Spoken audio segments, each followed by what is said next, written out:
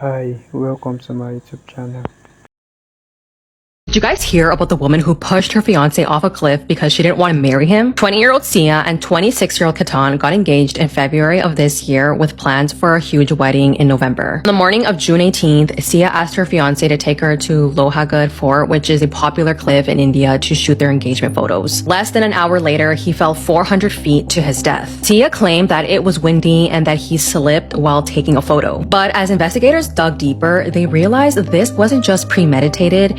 She was married to another man the entire time. It turns out that the same month Sia got engaged to Katan, she also married a 22-year-old man named Chetan. So while her fiance was planning their wedding, Sia and Chetan were planning on how to get rid of him. The day before Katan's death, surveillance footage showed Sia and Chetan at a cafe talking about their plan the next day. On June 18th, while Sia and Katan were taking pictures on the cliff, surveillance footage shows Chetan standing behind them, waiting for Sia's signal to push Katan off. And here's what's even crazier. 4 days before Katan's death, she had already tried to push him off a different cliff. Investigators found over 2,000 phone calls between Sia and Chetan while she was engaged to Katan. They found deleted messages, photos, and multiple Google searches on how to kill someone without leaving evidence. All of this was more than enough to charge them both, but the most chilling part is that when investigators asked her why didn't she just end the relationship, she said killing him felt easier than confronting her family. Let me tell you about some interesting people that I just found out about. Amu Haji was an Iranian man known as the world's dirtiest man for not bathing for over 60 years until right before he passed away in 2022. May Laborde began her acting career at the age of 93 and appeared in things like Pineapple Express and Always Sunny in Philadelphia. It's never too late to start. This is a man who in 2015, the Texas police helped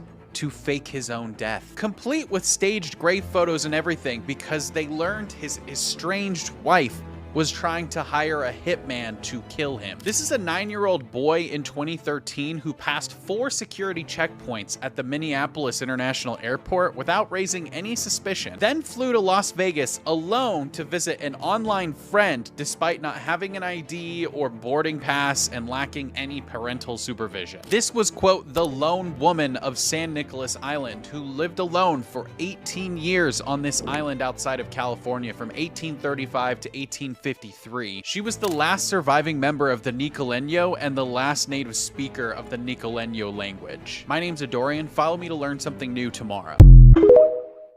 She received a voicemail from her father from hell. This has to be one of the creepiest stories you're about to hear, so if you're alone right now, do not listen to this story. A woman shared a very disturbing story that one night she woke up with a missed phone call from an unknown number. Now, of course, like any unknown numbers, we all ignore them and go back to sleep. She started noticing that this specific number would call her and leave her voicemails every single night. There was not one night where she wouldn't receive a voicemail, but every time she would press on it, it would just be static and it would just be like a random voicemail. However, this number stopped sending her voicemails, so she didn't receive any voicemails or any calls for about 2 months. But things got very creepy. A little after 2 months, she then received again another call from the same number that left a voicemail again, and she just decided to like open it the next morning, and so she did.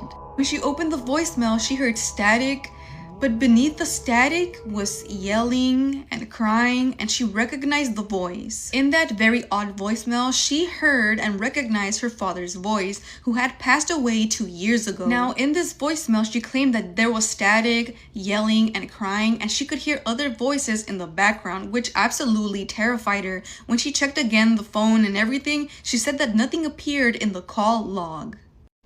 What would you have done if you had received this voicemail? She cooked her baby in the oven. Nikira Grryer was extremely angry because her 23-month-old baby, Daniel, would not eat his breakfast or listen to her. Nikira decided to beat her baby so hard that she left bruises on his face. Nikira beat Daniel so violently and so horrifically that she ended up unaliving her own son. Nikira had broken Daniel's skull into 74 pieces. Daniel had also suffered from fractured ribs and a broken arm. Nikira took Daniel's body and placed him inside of her oven. Nikira then turned the oven on and cooked and baked her own son. Police found Daniel's burned and dismembered remains in the backyard under a shed after Nikira had reported Daniel missing. At Nikira's sentencing, the judge described her actions as beyond comprehension, saying that she disposed of her son like trash. Nikira was sentenced to life in prison without the possibility of parole. The only word that can really describe Nikira's actions is evil. This woman is evil. But what do you guys think about this case?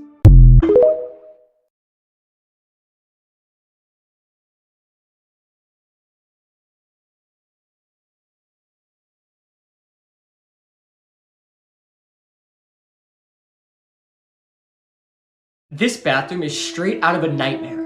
This is by far the scariest bathroom in the world, and the real question is, would you use it? Okay, so this bathroom is located in a bar in Japan. And inside this haunting bathroom is a huge head looking at you while you're sitting on the toilet going to the bathroom. The face is then activated by the pressure of the seat, which it would then start singing a drunken song in the creepiest voice you've ever heard as it moves slowly closer to you, making the room smaller and smaller until its lips kisses your knees. I don't know why this is so unsettling and disturbing, but it is. There's just something about sitting on the bathroom and staring directly into this giant face as it's singing and moving closer to you, trying to kiss your knees. So only one question remains. Will you go to the bathroom in this bathroom? My answer is 100% no, because I probably won't even be able to go. And if I had to use the bathroom, I would just shut the lights off so I didn't have to look at it. Why is this a thing, and who came up with this to put this in a bathroom? When you finish this video, you're going to Google 2 words. In 2014, 2 Dutch college students were staying in Panama when they decided to take their host family's dog out for a walk. The dog returned, but the girls didn't. After 10 weeks without any leads, a local woman turned in a blue backpack that contained the girls' cell phones and their camera. Using their call log, they were able to determine that the girls would attempt to reach emergency services 77 times, all unsuccessful, starting just hours into their trip. It was also determined that 5 days after those 77 calls, somebody tried unsuccessfully several times to unlock the girls' phones. But the most distressing thing is what was found on the camera. The first set was taken on the day they left and they were totally normal. The second set was taken in the middle of the night over a week after they had left, and it showed all their belongings neatly laid out on a rock, and it showed one of the girls who appeared to be hurt. They found their remains spread out around the area where the backpack was found, and some of their bones appeared to have been bleached. There is still no official cause of death or explanation as to what happened. I'm gonna show you 2 really creepy pictures with backstories. The first one is off of Reddit, and the little backstory goes, I took this photo myself over 20 years ago. I remember I was home alone with my son, and he was standing inside his playpen when I decided to take the picture. There was nobody else with us, no visitors, no noise, nothing, just the silence of the house. The weird thing is that long before that picture, I had always had the feeling that somebody was watching me when I was alone. It was that constant discomfort, as if a presence was right behind me, watching over me. I never paid too much attention to it until I developed this photograph. Since then, every time I see it, I can't help but remember that same feeling of being watched, as if the image only confirmed what I had always sensed.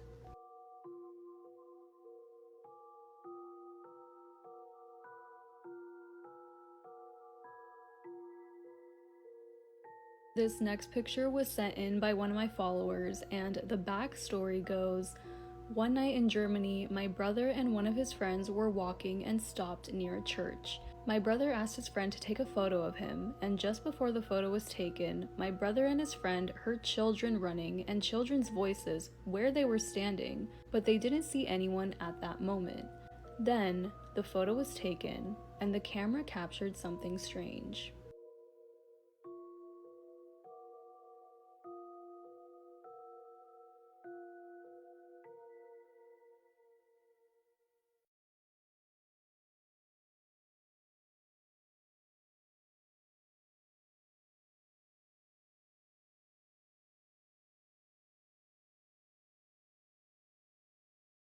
This is the scariest island in the world. It is called Isla de las Muñecas, also known as Island of the Dolls. The legend goes that a young woman holding a doll drowned in the canal nearby. The only man living on this island, Don Julian, started to experience weird events. So terrified, he began to hang thousands of dolls on the island to appease the spirit of the girl. This afternoon, Bedfordshire Police have released a CCTV image of the man they would like to speak to in connection with the 3 deaths at this property at Great Denham in Bedfordshire. Now, he is 45-year-old Mark Schumer. He is a British citizen with Zimbabwean heritage, and it is believed he has left the country and gone from Heathrow. Bedfordshire Police said that the alarm was raised on Monday afternoon after concerns that a mother and her 2 children had not been seen for several days. So officers came here and forced entry into the property, where they found 3 bodies. Now, formal identification is yet to take place, but police have confirmed to us this afternoon that they believe the deceased are Mark Schumer's wife, Zandale Schumer, and his 2 daughters, Natalie, who was 15, and Nala, who was 5 years old. The police say they are committing all the necessary resources to try and track their suspect, and they're asking anyone who has any information about what happened here to come forward. This is why you should never enter an abandoned psychiatric hospital alone. This guy explores abandoned buildings and films his explorations, but this time he enters a former psychiatric hospital that has been abandoned for years. After only a few steps, the atmosphere begins to change. The hallways are dark, the rooms are destroyed, and the silence feels overwhelming. Inside an old children's room, he notices a message written on the wall: "Help me, Mom." Just a few meters farther, he discovers another room that feels even more unsettling. A single chair stands in the center, secured with ropes, while dark, dried stains cover parts of the walls. Later, he comes across old medical equipment that barely resembles tools of healing and instead looks like something from a nightmare. Then suddenly, a warning light begins flashing in the hallway. Not loud, but impossible to ignore. Then, out of nowhere, dogs appear. He doesn't stop. He turns around and starts running. But before leaving the building, he opens one final door and sees something that I can't even show here. If you want to see the video for yourself, search for Abandoned Psychiatric Hospital.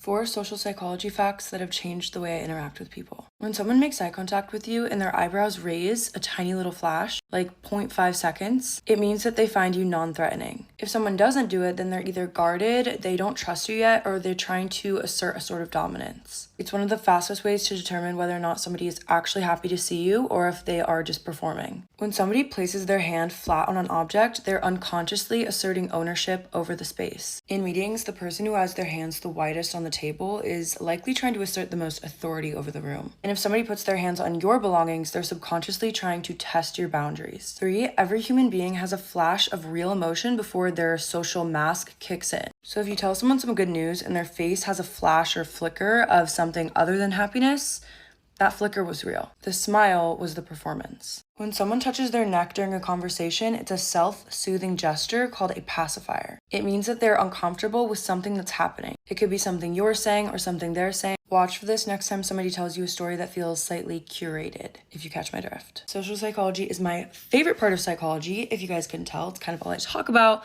So come back for more. Photos with disturbing backstories. Just a normal selfie. Her reflection tells everything. Just a normal photo. Who is that? These guys are praying for their murdered teammate, but they didn't notice that the murderer was in their team. Sam Kunan, preparing for a rescue.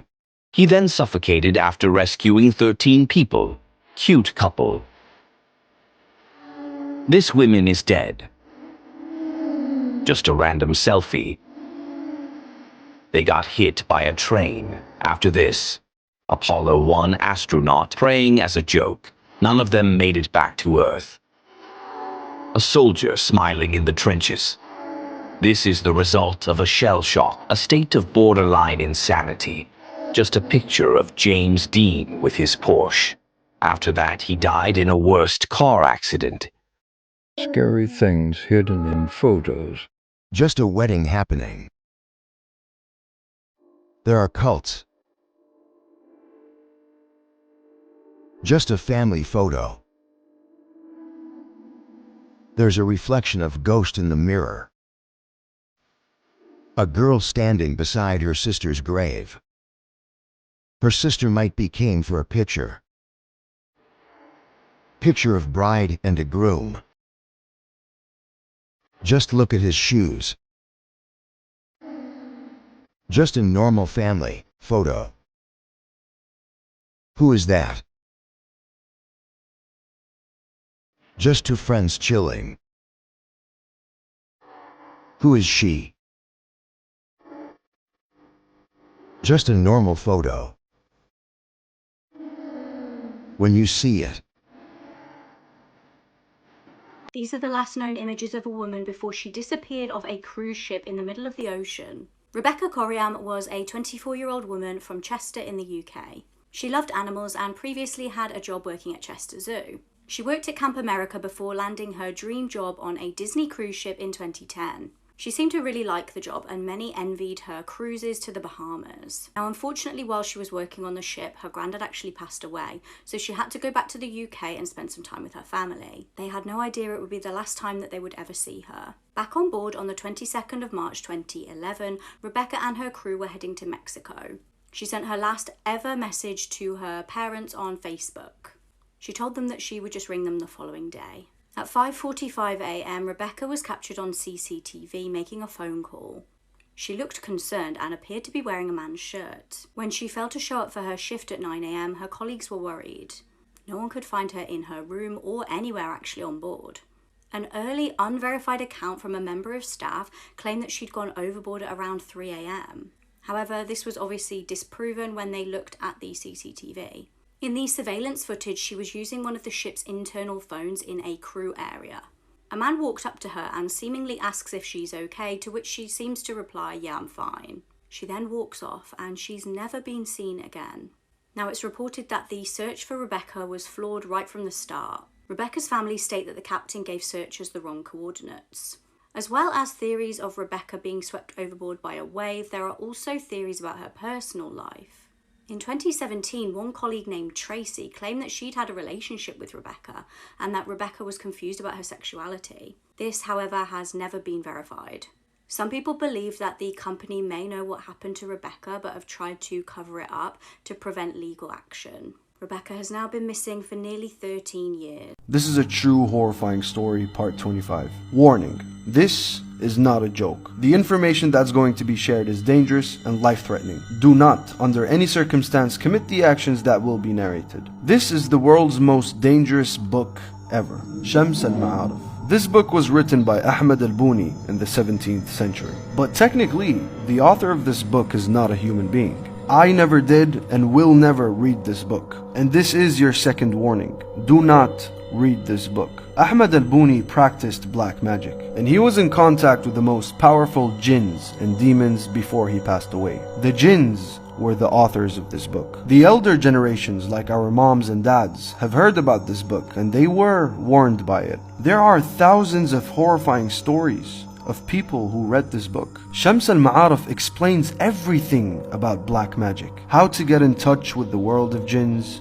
how to marry a jinn, and the sacrifices you have to do for the devil, and much more. Unfortunately, this book can be easily found online. One day, a Saudi Arabian man that read hundreds of books for a living decided to read this book specifically out of interest and love for all books, without fearing the consequences behind it. He reached the chapter that teaches readers how to get married to a female jinn. He laughed about it. He tried the ritual to experiment it. The first night after finishing the whole book and completing the marriage ritual, he felt someone breathing next to his face. And on the second night, he felt a hand touching his feet. And on the third night, he heard her voice. The man was officially locked in a marriage with a demon. 5 years go by.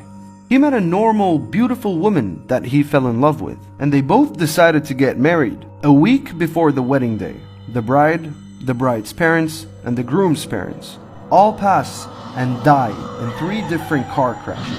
These are the consequences behind this book. And it's also known from many stories of people that have died from reading the first few pages. If you don't finish reading the book, you will get killed.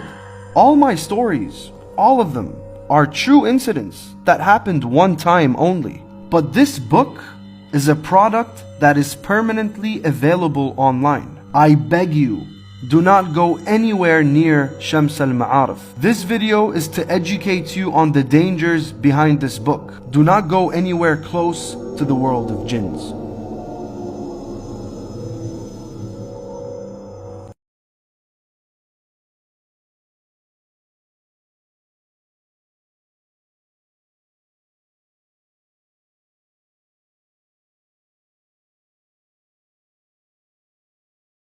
The scary things hidden in pictures. Just a normal photo. Someone is helping him. Just a normal photo. Who is that? Just a normal photo. UFO. Just a family photo. There is a reflection of ghost in the mirror. A girl standing beside her sister's grave. Her sister might came for a picture. Just two friends chilling. Who is she? Just a normal photo. When you see it. Just a normal photo. Who is that? Just a normal photo. When you see it.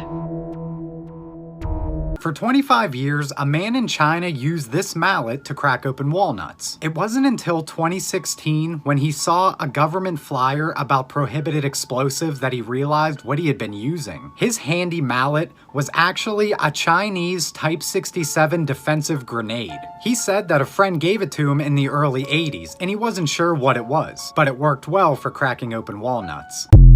You guys had an intense reaction to the last photo I showed you, so I found you another one. This one, I feel like you might be able to immediately pick apart what's wrong with this picture. The sourcing on this is a little murky, although it's believed to have been captured at the Fall Ridge Academy boarding school for girls in the basement hallway. So the girl who took this picture, it's believed that she thought her friends were following her through this hallway, so she took the picture thinking it was a prank to send to the group chat, not realizing what she had caught. A sort of eerie presence that she was picking up on was of a man who was hiding behind this classroom door, and you can see his face in the window. And if we get even closer, you can really see those features in the window. She was attacked by the man shortly after this, and although it would be hours before she was found critical but survived, which is how we got a police composite. To this day, this still remains as the only visual of the person who was hiding in that basement. This video is believed to be the scariest video on the internet right now. I'm gonna play the video for you and then I'll give you some context.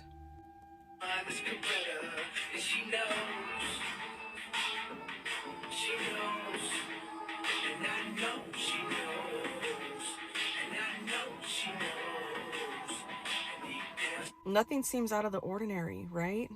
Wrong. All three of these girls are in the car, they're eating together, and they're waiting to meet up with another friend. The two girls in the front seat are texting the other friend. The other friend who is not in the car is telling them that she's about to meet up with them, but she's bringing the girl who's in the back seat. They're going back and forth with their other friend who's not in the car about how they have the girl who's in the back seat with them, but the friend who isn't there says she's with her. So now everybody's freaked out because who the heck is the girl in the back seat? The girl who's not in the car is wondering who she's with. Is this something ghostly, something paranormal, a glitch in the Matrix? We don't know. And I don't think we're ever gonna get the answer. Now that I've seen it, I can't unsee it. So the other day, a Reddit user posted this photo to Reddit. It's of his apartment at night. He had been complaining of hearing rustling noises in his apartment over the last couple nights. Many users thought they could kind of see something in this area of his kitchen, but I couldn't, so I looked at the brightened version. This is the photo brightened. And I know what you're gonna say, yes, it does look like Keanu Reeves, but look at how tall he is compared to the fridge. But it gets so much worse. This is a video he took of his apartment at night where you can see something happen to the light in the kitchen. But let's look at the brightened version.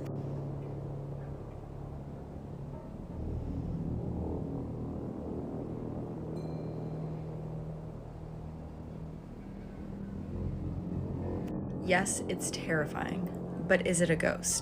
And I'm gonna be the next school shooter of 2018. My goal is at least 20 people with an AR-15 and a couple tracer rounds. I think I can do a good job. On Valentine's Day 2018, 19-year-old Nicholas Cruz entered the Stoneman Douglas High School in Florida and began opening fire. At the end of the school shooting, 17 people would lose their lives, and a further 17 more would be injured. This event ended up becoming one of the most notorious school shootings in American history, and I vividly remember seeing the scenes emerging from Florida that day and being absolutely horrified. People had been talking about Nicholas Cruz's dark and disturbing behavior for months, years before the shooting, but eventually when investigators searched his devices, that's when they found his manifesto of sorts, where he talked about his upcoming plans to shoot up the school to kill as many people as possible. And in those videos, he says some absolutely disturbing things. He, like I just said, talks about wanting to be the next school shooter of 2018. He discusses his plan to kill as many people as possible. He even makes fake gunshot noises going pew pew with his mouth while describing what he's about to do. But sadly, nobody saw those recordings or even understood what Nicholas was planning until after all was said and done, and 17 people were dead. Disturbingly though, there were many red flags that were ignored over the years. For example, one news station used a public records request to obtain a sheriff's office log, which showed that from 2018 to 2017, at least 45 calls were made that referenced Nicholas Cruz, his brother, or their family home. Those were calls to the authorities. On February 5th, 2016, local authorities even received an anonymous tip that Nicholas Cruz had threatened to shoot up a school. That's approximately 2 years before the shooting. There was also another anonymous tip made in November of 2017, just a few months before the shooting, which claimed that Nicholas Cruz was a, quote, school shooter in the making, end quote. Even though he had displayed all of this violent behavior, he had previously attempted to end his own life. School officials had reported him for potentially being a threat, and there were dozens of calls made to local authorities about this guy. Nothing ever happened, and we all know the unfortunate and tragic end to this story.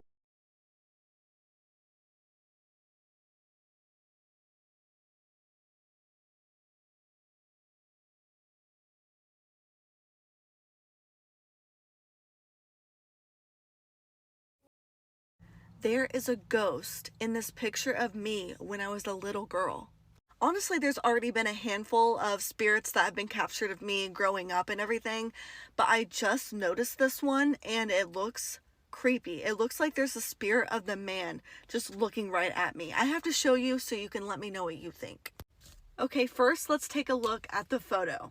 So here I am at my friend's birthday party. I am right here. Go ahead and take a look at this photo. And look at the year. It says 1998. Isn't that wild? I feel so old. All right, now let's zoom in next to me. Okay, so I'm actually freaking out a little bit because sometimes I can't see it. I will look at this picture and be like, okay, I really don't think I see anything, but I really do.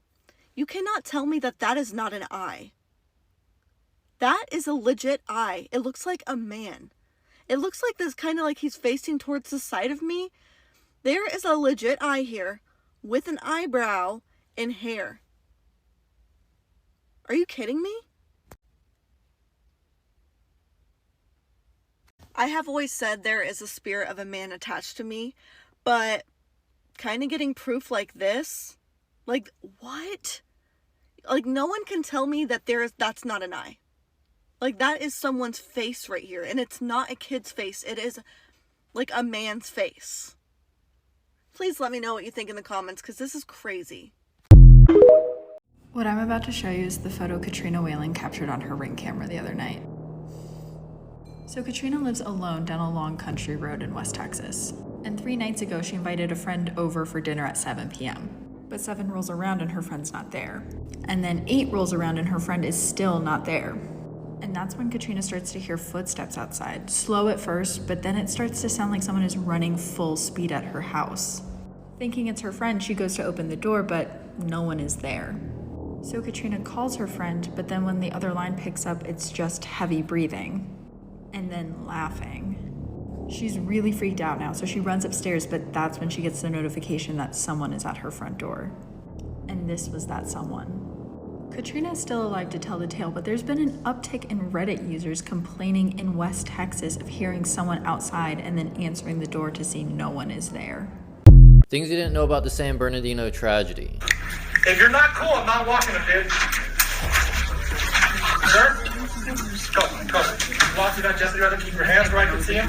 All the way to that deputy. So you're going to make the left where the deputy's at. So this started as a training event for employees of the Public Health Department in San Bernardino County, and towards the end it was transitioning into a employee holiday party. There were about 75 to 80 people there, and they had rented out a conference room at a place called the Inland Regional Center. About halfway through the event, Rizwan Farouk, the shooter, he ended up leaving, and he left a backpack on the table as well. People didn't really look inside the backpack, they figured he was coming back. Around that same time, there was a technical issue with one of the presentations, so they took a quick break that wasn't planned. People were kind of going to the bathroom or just talking to each other. But that's when they heard several popping noises outside, but they thought it was fireworks at first. Number two, those employees had used that same conference room about a year earlier for active shooter training, and when it first started happening, they thought that this was just another drill. The popping noises that they heard outside was the shooter and his wife. They had come back with AR-15s and shot 3 people outside, one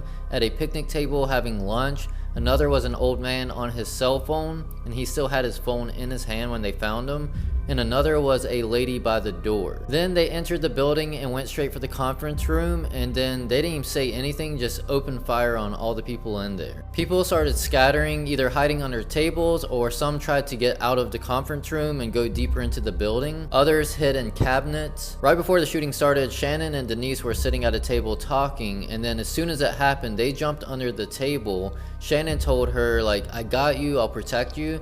She ended up getting shot in the leg, but he ended up protecting her and taking a couple bullets, and he unfortunately passed away. Denise pulled out her phone and texted her family that she had been shot and that she loves them. And at a table next to them was a woman named Amanda Gaspar, and she ended up getting shot 3 different times. In the lower arm, thigh, and knee, but she ended up surviving as well, but her recovery took a long time. At the same time, the sprinklers and fire alarms went off, so water was going everywhere, there was blood everywhere. There was a woman named Julie who was a health inspector that was going to be awarded Employee of the Year, but she ended up getting shot in the abdomen and the thigh, and her pelvic bone was shattered. She laid there texting her family that she might die. Luckily, she did survive though. The shooters were going from table to table to shooting people at random, and they let off over 100 rounds. And we're going to pick this up in part 2.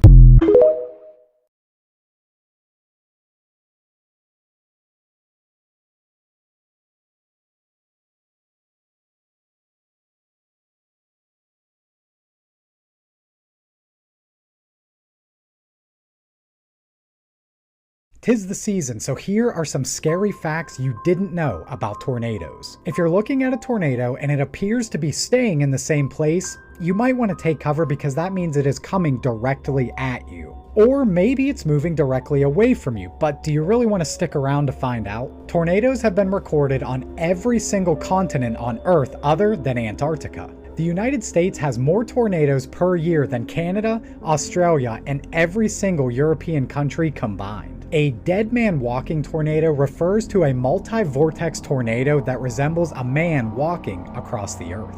The winds were so strong during the 2008 Parkersburg, Iowa tornado that people were literally tore right out of their basements. The town's mayor was quoted by saying most of those that were killed in that tornado were in their basements. And objects from the town were found as far as Wisconsin and Minnesota. In 2006, 19-year-old Matt Suter was in his grandmother's trailer in Missouri when a tornado hit. During the chaos, a lamp struck him in the head, knocking him unconscious. He was taken and thrown over 1,300 feet by the twister and amazingly survived with only minor injuries. If there's anything creepier than abandoned places, it's definitely places that have been abandoned by Disney. After seeing some incredibly creepy photos of Discovery Island, I went down a rabbit hole, and of course, we have to talk about it. Now, if you didn't know, Discovery Island is the now abandoned island in Bay Lake at Walt Disney World. It originally opened as Treasure Island in 1974 before being renamed Discovery Island. But what's the story behind this place? Why was it abandoned? So back in the early early 1900s, it was known as Raz Island, supposedly named after the family who owned it. According to the website Abandoned Florida, which has a lot of great information about this place, the Raz family used it for farming until it was eventually sold in the late 1930s to a man named Delmar Nicholson, also known as Radio Nick. When Radio Nick purchased the island, he renamed it Idle Bay Isle and lived there for about 20 years with his wife and, interestingly enough, their pet crane. After that, it changed hands, and eventually in the mid-60s, Disney bought it. The story goes that Walt Disney was flying over the land he wanted to buy for what would later become Walt Disney World, and when he saw this little island in the middle of Bay Lake, he just knew that this was the place. Now, Disney's original idea for this island was to turn it into Blackbeard's Island, a full-on pirate-themed retreat, but somewhere along the way, the name changed to Treasure Island, and while the pirate theme did stick around, it didn't last long. Rather than your typical theme park experience, this was meant to feel like an exclusive escape with some inspiration pulled from Disney's Treasure Island film. There were plans for shipwrecks to explore all kinds of immersive details, but when Treasure Island officially opened in 1974, things had shifted. By this point, hundreds of tropical birds had been brought to the island, along with exotic plants and flowers, and the pirate theme was pretty much left to rot. Instead, Treasure Island opened as more of a bird sanctuary with just a few leftover hints of the original pirate idea, but really,